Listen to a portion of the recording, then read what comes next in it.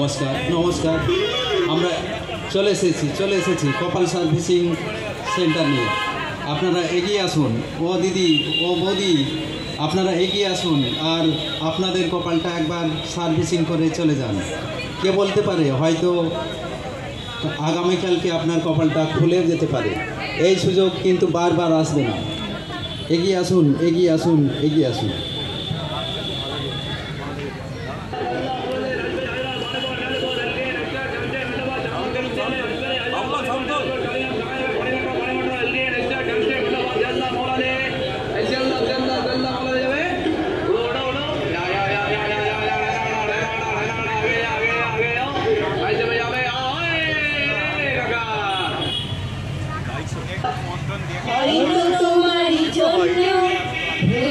প্রেমে যে বন্য জানি তুমি অনন্য, আশার হাত বাড়াই যদি কখনো একান্তে চেয়েছি তোমায় জানতে, শুরু থেকে শেষ প্রান্তে ছুটে ছুটে গেছি তাই। আরে আরে রাসবিহারী চলে এলো, নামতে হবে এবার। হ্যাঁ হ্যাঁ তাই তো, আসি তাহলে, আবার কাল দেখা হচ্ছে। আচ্ছা আচ্ছা, tata, bye bye. Vivekananda road আর চিত্তরঞ্জন অ্যাভিনিউয়ের মোড়টা পেরিয়ে এসেছে উত্তরমুখী বাস। দোতলার জানালার ধারে প্রায় সামনের দিকেই বসে আছি। উঠে এলো 9-10 বছরের একটা ছেলে।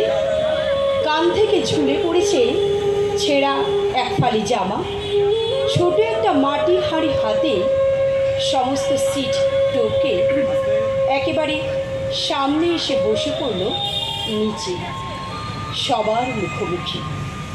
হাঁড়িটা উল্টে নিয়ে টপাটপ বাজাতে বাজাতে তার চিকন গলায় শুরু করলো গান। দেখো আলো আলো আকাশ, দেখো আকাশ তারায় ভরা, দেখো যাওয়ার পথের পাশে ছোটে হাওয়া পাগল পাড়া, এত আনন্দ আয়োজন সবই বৃথা আমায় ছাড়া,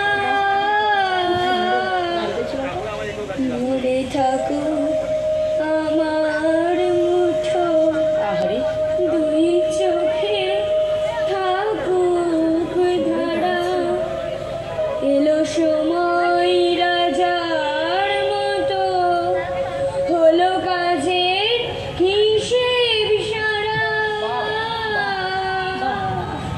অফিস ভিত্তিক হস্তযাত্রীরা চক্কর করে উঠল। ভারী সুরে বা ভারী স্বচ্ছন্দ গান গাওয়া শেষ হতে হতেই আগ্রহে ঝুঁকে পড়েছেন অটোতে। বলছেন, চমৎকার, কোথায় শিখলে রে বাবা? গা, আর একখানা গা। ছেলেটির ঘৃণ্য মুখে যেন আলো পড়ে একটু, গায়ে সে আবার আকাশ পথে প্রেম করেছি, হে বিশ্বনাথ,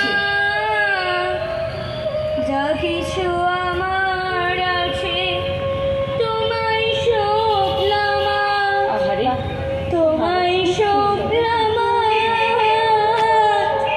তোমায় সপলাম। এবারও শেষ হলে আসে আর একবারের নির্দেশ, যেন আমরা কোনো গানের আসরে বসে আছি। হ্যাঁ ঠিক তাই। আর প্রিয় শিল্পীকে একটির পর একটি অনুনয় ছুড়ে দেওয়া হচ্ছে, এ কোণ থেকে ও কোণ থেকে। ছেলেটি স্নিগ্ধ ঠোঁটে একটুকু হাসি লেগে রইল। গাইল সে আবার, জনম দুঃখী কপাল পোড়া গুরু আমি একা জানা, হাই গো জনম দুঃখী কপাল পোড়া গুরু আমি একা জানা, আমার দুঃখে দুঃখে জনম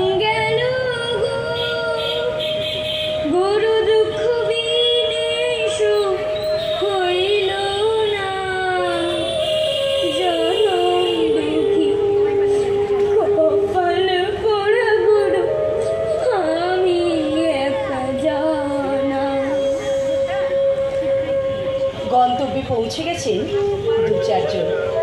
তাদের ছেড়ে যাওয়া আসন ভরে দিচ্ছেন অপেক্ষমান পেছনের যাত্রীরা।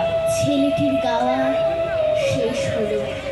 উঠেছে সে একবার ডাইনে একবার বাঁয়ে, হাত বাড়িয়ে এক পা করে এগিয়ে চলেছে। সে তার পারিশ্রমিক চায় এবার।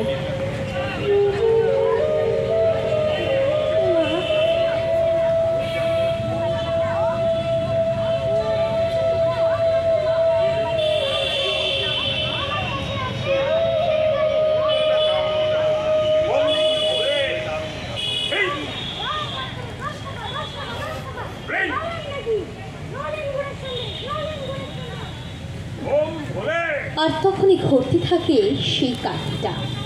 তারিফ করছিলেন যারা, তাদের কেউ কেউ তখন তাকিয়ে থাকে জানলার বাইরে। পথের ভিতরের বহু ধ্বনি প্রতিধ্বনির মধ্য দিয়ে যাকে শুরু পৌঁছে দিতে হচ্ছিল তিনবার। বহু স্টপেজ গড়িয়ে এসেছে যে সেই বান্দা অবশ্য নাছোড়। হাত বাড়িয়ে পাশে দাঁড়িয়ে কে বলি বলতে থাকে, মা, ও মা, পয়সা পয়সা দেন না মা, দেন না। ও মা, মা দেন না মা, 2 পয়সা দেন না। ঘরে ঘরে ঘরে আমার মা বোন আছে, দেন না মা, দেন না। 2 পয়সা দেন না মা, ও মা দেন না মা, দেন না। আর শুনতে থাকে, আর বলবেন না, ভিখিরিতে ভরে গেল দেশটা। গায়ের উপর পড়বি নাকি? ভিখিরি কি বলছেন? তলে তলে এদের সব বজ্জাতি, কিছু করবে না, করতেও চায় না। ভিখিরি সেজে পয়সার ধান্দা। কিরে ছোকরা, ভিক্ষে করিস কেন? খেটে খেতে পারিস না? কাজ দিলে করবি? কিরে, ঘরের কাজ করবি? এই দেখুন দেখুন দেখুন, কেমন মটকা মেরে আছে। হ্যাঁ, ঠিক। ঘরের কাজ করবে কি? ওসব ওদের বলবেন না। ওদের বেশিরভাগই চোর বাটপার। ভুলেও ঘরে ঢোকাবেন না। বাস চলবার তালে তালে দুলতে থাকে কথাগুলো। বাস চলবার তালে তালে দুলতে থাকে কথাগুলো। বাস চলবার তালে তালে দুলতে থাকে কথাগুলো। বাস চলবার তালে তালে দুলতে থাকে কথাগুলো। ছেলেটা এক পা করে এগোতে থাকে। একবার ডাইনে তাকায়, একবার বাঁয়ে তাকায়। চোখ দুটো পাল্টে যেতে থাকে, গুটিয়ে নেয় হাত দুটো। সিঁড়িতে পা দেওয়ার মুখে পিছন ফিরে তাকিয়ে আলতো স্বরে বলতে থাকে, আর গান করবো না আমি, আমি আর গান করবো না। দেশ করেছি, ভেদ ধরেছি, বাঁচিয়ে রাখি জান। দূরের থেকে দেখি সবার বড় ধরা টান। সকলে ঘুরতে এগিয়ে সে নেমে চায় নিচে, শুধু রেখে চায় তার দৃষ্টি। আমার সঙ্গে কদিন ধরে কেবলই ঘুরতে থাকে তার সেই দৃষ্টি আর সেই অসহায় প্রতিবাদে নেমে যাওয়া। আগে বলবেন গাড়ি খোকা, পরে বলবেন মাফ করো। চলার পথটা সব করো, গাবো না আমি গান। আগে বলবেন গতর খাটো, পরে মারবেন লাথি। আগে কথার ধুল উড়াবেন, পরে দাঁত কোপাটি। গাবো না তাই গান। আমি গাবো না তাই গান। আমি গাবো না তাই গান।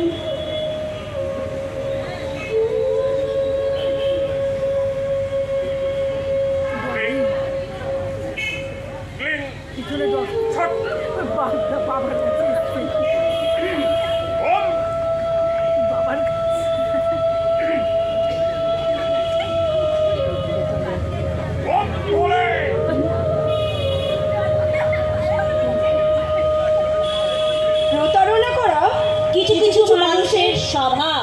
এটা তাদের ভুল নয়। অবশ্য আদর্শ মানুষকে কেউ পছন্দ করে না। আদর্শ মানুষের জীবন ডিস্টিল ওয়াটারের মতো স্বাধীন। সমাজ পছন্দ করে অনাদর্শ মানুষকে। আর যারা ডিস্টিল ওয়াটার নয়, কোকা কোলা